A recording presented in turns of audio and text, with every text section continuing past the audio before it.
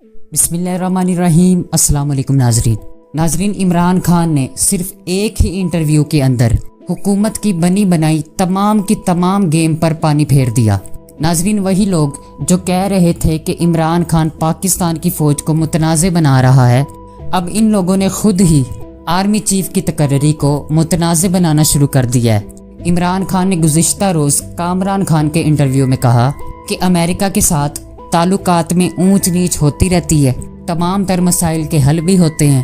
انہوں نے کہا کہ امریکہ سے میری تھوڑی سی ناراضگی ہوئی، لیکن میں امریکہ کا مخالف ہرگز نہیں ہوں۔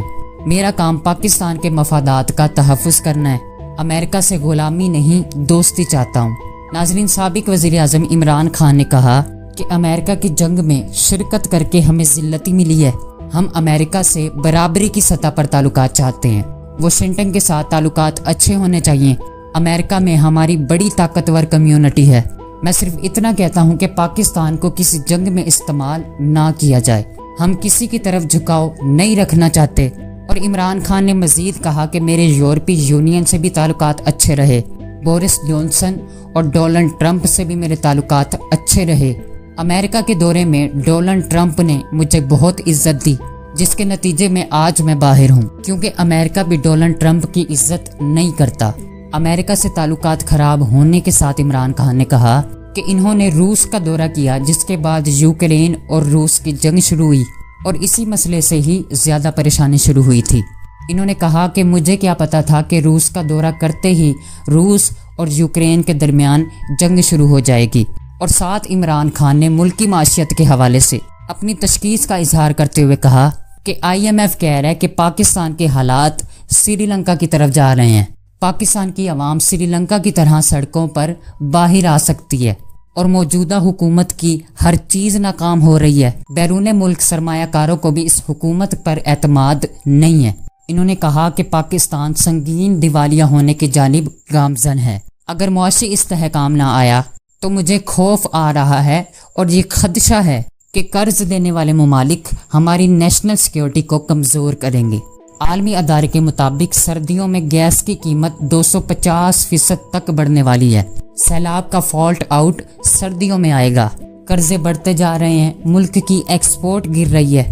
ناظرین، اس کے ساتھ عمران خان نے ان تمام باتوں کے ساتھ ساتھ جو آرمی چیف کی ایکسٹینشن کے حوالے سے بات کی، وہ ایسی سلو ڈیلیوری تھی جس نے حکومت کو ایکسپوز کر کے رکھ دیا۔ ناظرین، عمران خان نے کہا کہ موجودہ آرمی چیف کو ایکسٹینشن دے دینی چاہیے تاکہ اگلی آنے والی منتخب حکومت نئے آرمی چیف کا انتخاب کرے۔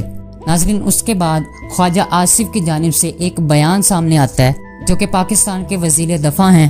انہوں نے کہا کہ مرضی کا آرمی چیف لگانا عمران خان کی حسرت ہے، یعنی ناظرین ان کو اچھی طرح سے اندازہ ہے کہ آنے والی حکومت عمران خان کی ہی ہوگی۔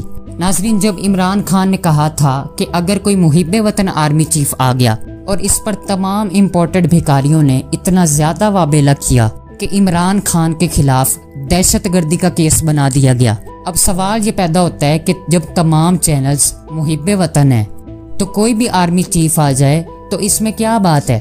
خواجہ آصف صاحب اس بات پر کیوں کہہ رہے ہیں کہ عمران خان اپنی مرضی کا آرمی چیف لگانا چاہتے ہیں؟ اگر مرضی کا آرمی چیف بھی آتا ہے تو سارے ہی محب وطن چینلز ہیں، تو اس بات سے خواجہ آصف کو کیا مسئلہ ہے؟ اور ساتھ ہی خواجہ آصف نے کہا کہ آرمی چیف کی تقرری میں 2.5 ماہ باقی ہیں، ابھی اس پر غور کا پروسیس شروع نہیں ہوا۔ عمران خان ایک سوچے سمجھے منصوبے کے تحت اس معاملے کو متنازع بنا رہا ہے، لیکن ناظرین عمران خان نے بڑے ہی بھرپور انداز سے اپنا پتہ کھیل دیا ہے۔ اب امپورٹڈ حکومت بری طرح سے سر پیٹ رہی ہے کہ اب کریں تو کیا کریں۔ ناظرین، گزشتہ روز آرمی چیف کے حوالے سے پاکستان تحریک انصاف کے چیئرمین عمران خان نے موجودہ آرمی چیف کو توسیع دینے کی تجویز دے دی تھی۔ انہوں نے موجودہ آرمی چیف کو توسیع دینے کی تجویز دیتے ہوئے کہا کہ نئے آرمی چیف کا معاملہ نئی حکومت آنے تک مؤخر کر دینا چاہیے، نئی حکومت نئے آرمی چیف کا انتخاب کرے۔ ناظرین، اس کے ساتھ ساتھ ہی عمران خان نے کہا کہ میں الیکشن پر بات چیت کرنے کے لیے تیار ہوں۔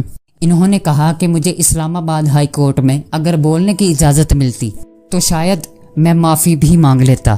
ناظرین، مزید عمران خان نے ٹویٹر پر کہا کہ شہباز شریف سے میرا سوال ہے کہ کیا آپ تحریک انصاف کے خوف کی وجہ سے میڈیا پر ہماری زبان بندی، اہل صحافت پر تشدد اور ان کے خلاف جھوٹے مقدموں کے اندراج اور یوٹیوب پر مجھے اور تحریک انصاف کو بلیک آؤٹ کرنے اور میری فلڈ ریلیف ٹیلی تھون کی نشریات روکنے جیسی مضبوط کوششیں آپ نے کی ہیں، جبکہ ناظرین ARY کے مطابق چیئرمین پاکستان تحریک انصاف عمران خان کی زیر صدارت سینئر رہنماؤں کا اجلاس ہوا۔ اجلاس میں اسد عمر، فواد چودھری اور دیگر رہنماؤں نے شرکت کی اور اجلاس میں آنے والے آئندہ حالات پر تبادلہ خیال کیا گیا۔ اس حوالے سے تمام تر اپڈیٹس میں آپ کو کرتا رہوں گا۔ ویڈیو دیکھنے کا شکریہ۔ اللہ حافظ۔